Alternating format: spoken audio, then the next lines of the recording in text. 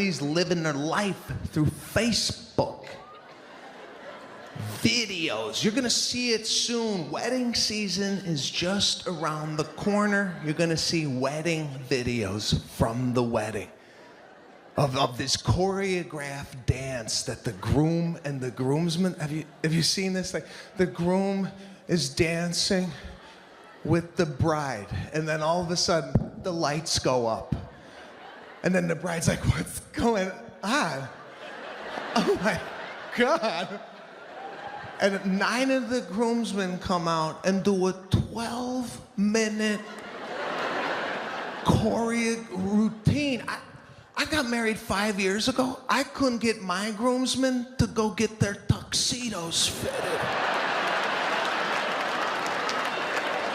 Let alone come to my house and rehearse. That was a clip from comedian Sebastian Maniscalco. He has been named the hottest comic in America by the New York Times. And this weekend, he's bringing the laughs to Mohegan Sun. Absolutely. And you have 2 chances to catch him. The show is It Ain't Right Tour. It's on Friday and Saturday back-to-back. But before he heads to the arena, we're so happy and lucky enough to have Sebastian joining us right now on Great Day. Welcome. Great day, great day. What's happening in Connecticut? We love you, Sebastian. How are you? Well, I'm not too good. I'm getting over the Bears loss last night to the Minnesota Vikings. Pretty tough, right? Other than that, I'm all right. All right. I did a little research. You say comedy cannot be learned. It must be earned. Listen, you're either funny or you're not, and this is something that you can't teach people. So I think everybody today with social media thinks they're a comedian, but I have a different opinion on that. I totally agree with you. From the funny man. He's a little funny man, too. I have a question because I think a lot of our viewers would relate. You grew up in a loud Italian household, and that sort of informs a lot of your comedy, which I think is so relatable, especially to all of our Italians here in Connecticut. Yeah, you know, I think a lot of relatability centers around my comedy when it comes to the Italian community. I think people could relate to having an overbearing father from the old country. Not only if you're Italian, but Spanish, Greek, whatever you are, that immigrant kind of upbringing seems to resonate with people. And I think that's where I gained a lot of my audience. But now as I kind of plow through my life with you know, changes in what have you, parenting styles. Yeah. I noticed that seems to be a big topic right now with my comedy, being an older father, 52 years old. Oh, wow.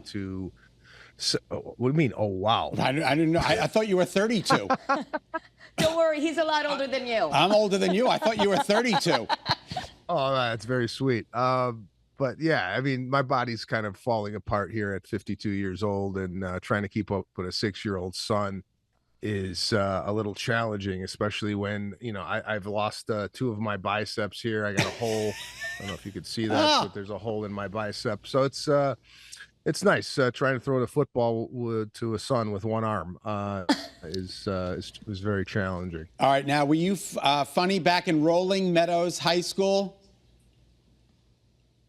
No, I was not the class clown. I used to despise the class clown. Really? I was the one in the back of the class that kind of observed everybody and then came home and told my parents how everybody behaved at the school. So that was kind of my comedy stage, was the dinner table. Mm-hmm. I came home and made my family laugh rather than making the kids at school laugh. But as I grew older, I you know, with the people who are close to me, I seemed to be the funny one, but kind of a shy kid growing up, wasn't really looking for a lot of attention. Yeah. That's amazing. Wow. Amazing. Yeah. Okay, but did your family think you were funny? Yeah, I come from a funny family. We were either laughing or crying. There was no in between. And as soon as somebody got like emotional and started to cry, somebody made that person laugh. So laughter to us was kind of a crutch. It was kind of something that we always went to when things got, you know, we were laughing at funerals. I mean, I still do, to lighten up the mood, you know. I was at a funeral recently, and I was looking around and going, "Why isn't there like a cocktail service at a funeral?" You know, I mean, if anybody needs a drink, it's during a time of mourning. Absolutely. So I think we should implement that in the funeral world. All right. About my father, you with Robert De Niro. He played your dad. What was that experience like? The takeaway from that was seeing my father on set teach De Niro how to do dye jobs and highlights, because my dad is a beautician and a hairstylist, and in the movie Robert De Niro wanted to know how to, you know, properly do these things. So my dad came to the set for 3 days. Of course, he didn't want to come because, you know, he's still working at a salon. And Love it. He was asking me, if I come, how much am I getting paid? I'm like, Yeah. "Dad, it's like, you're working with De Niro."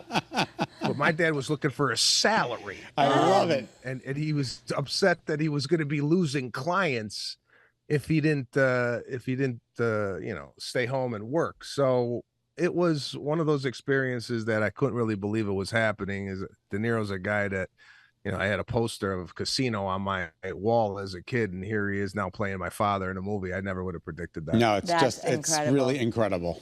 I mean, we're so excited because there might be a few tickets, but people can come see you. This is going to be, I mean, life is pretty serious right now. Tell us what we're in for if we get a chance to come see you this weekend. Well, you know, I just had a colonoscopy. You're probably going to hear a little bit of story about that experience. You know, nothing's really off the table with me. I feel like these moments that I go through in my life, my pain is other people's happiness, you know. So and, you know, just talking about you know, raising 2 kids, 6 and 8 years old, my body's falling apart, like I told you in the beginning. So yeah, it's just a lot of my comedy kind of parallels where I am at in my life right now, and I'm always kind of coming up with new and interesting things to talk about, and very relatable to people who are going to be coming to the show. So Yeah. Connecticut's always been good to me. The one thing I want to do in Connecticut is definitely get a slice of pizza. I've never had Connecticut style pizza. You gotta go to New you gotta do Haven. that. looking Well, forward to that. he'll be at Mohegan, so there's some places there. But yeah, Oh, yeah. otherwise you got to make it to Worcester Street, and then you can try them both. Sally and Pepe's. Let us know what you think.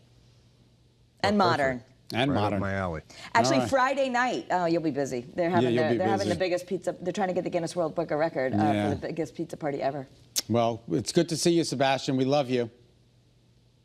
Well, thank you for having me on your wonderful show and sharing your audience with me. And I will see you guys this weekend. All right, you can catch Can't wait. Sebastian Maniscalco. It ain't your tour. It ain't your right tour. It ain't right. I can't get that right, Kara. It's okay. It Ain't Right Tour, Friday and Saturday at Mohegan Sun. For more information or to get your tickets, all you have to do is go to mohegansun.com. Thank God.